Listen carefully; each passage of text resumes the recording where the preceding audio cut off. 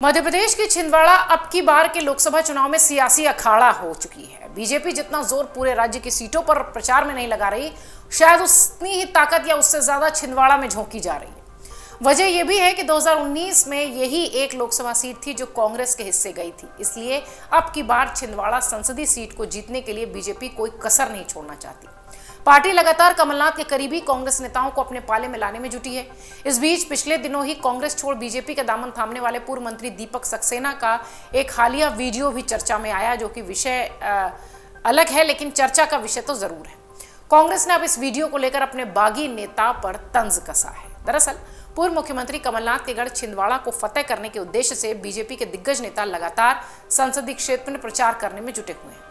मंगलवार को ही देश के गृह मंत्री अमित शाह का शहर में रोड शो था। इसी शो के दौरान शाह के रथ से दीपक सक्सेना का हाथ पकड़कर पीछे खींचते हुए सुरक्षा कर्मियों का वीडियो वायरल हो गया। वीडियो में देखा गया कि रोड शो में अमित शाह के रथ पर बीजेपी प्रदेश अध्यक्ष वी.डी. शर्मा, मुख्यमंत्री मोहन यादव समेत छिंदवाड़ा से बीजेपी के प्रत्याशी विवेक बंटी साहू और पूर्व मंत्री दीपक सक्सेना मौजूद थे।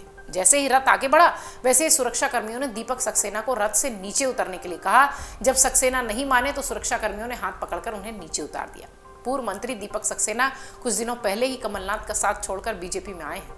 रोड शो में सड़क पर बीजेपी के वरिष्ठ नेताओं के साथ साथ उनका भी पोस्टर पर फोटो लगा हुआ दिखाई पड़ा था। अब इस वीडियो के सामने आने के बाद प्रदेश कांग्रेस ने दीपक सक्सेना पर तंज कसा है। सोशल मीडिया पर कांग्रेस की तरफ से लिखा गया कि दीपक सक्सेना की किरकिरी छिंदवाड़ा की जनता को धोखा देकर बीजेपी में शामिल हुए नेता दीपक सक्सेना को अमित शाह के रोड शो के दौरान धक्का देकर नीचे उतारा गया। पूरे छिंदवाड़ा की जनता ने बीजेपी में जाने वालों का ये अपमान अपनी आंखों से देख लिया। दीपक सक्सेना जी इसी सम्मान के लिए बीजेपी में गए थे। ये सारी बातें कांग्रेस ने अपने सोशल मीडिया अकाउंट पर लिखी। छिंदवाड़ा में बीजेपी प्रत्याशी विवेक बंटी साहू के समर्थन में गृह मंत्री अमित शाह ने रोड शो किया था।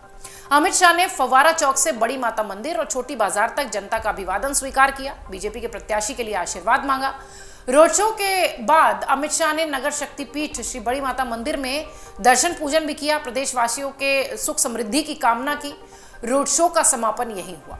रोड शो फव्वारा चौक से प्रारंभ होकर गल्ला बाजार, कमानिया गेट, गोलगंज इलाके से होता हुआ शहर भर में घूमता दिखाई पड़ा था। आपको बता दें कि बीजेपी की एमपी की सभी 29 लोकसभा सीटें जीतने का दावा भी है, लक्ष्य भी है, लेकिन इस लक्ष्य को पूरा करने में छिंदवाड़ा ही एक ऐसी सीट है जो कि रोड़ा बन सकती है। इस सीट से कांग्रेस के कमलनाथ 9 बार सांसद रहे हैं और उनके बाद बेटे नकुलनाथ यहां से सांसद हैं, लेकिन इस बार बीजेपी ने छिंदवाड़ा सीट को नाक और साख दोनों का सवाल बना लिया है।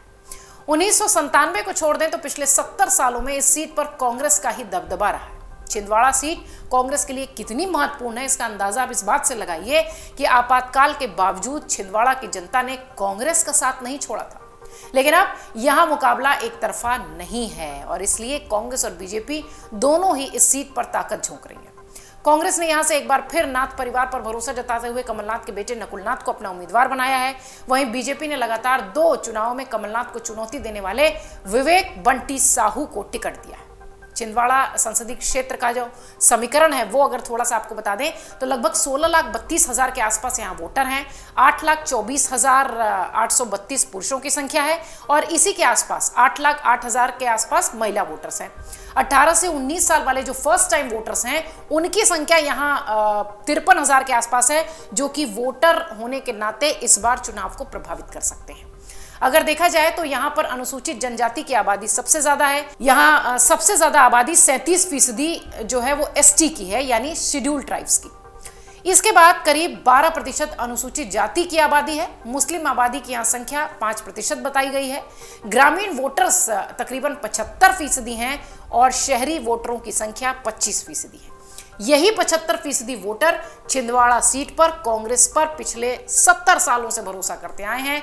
अब देखना यह है कि इस बार का मुकाबला छिंदवाड़ा की जनता किसके पक्ष में देती है। लेकिन सबसे महत्वपूर्ण बात यह है कि मुकाबला इस बार छिंदवाड़ा सीट को लेकर बहुत ही ज्यादा हाई प्रोफाइल सीट के साथ जैसा दिखाई पड़ेगा, क्योंकि बीजेपी ने पिछली बार 2019 में सिर्फ छिंदवाड़ा की यह सीट थी जिसको गंवाई थी।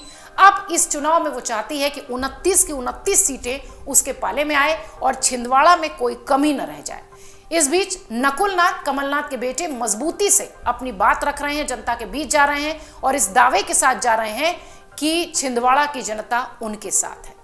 4 जून को पता चलेगा कि छिंदवाड़ा की जनता ने किस पर भरोसा किया। फिलहाल यह सीट हाई प्रोफाइल सीट बन चुकी। अगर आप ये वीडियो YouTube पर देख रहे हैं तो हमारे चैनल को सब्सक्राइब करें और बेल आइकन को दबाना ना भूलें। अगर आप Facebook पर ये वीडियो देख रहे हैं तो हमारे पेज को लाइक करें।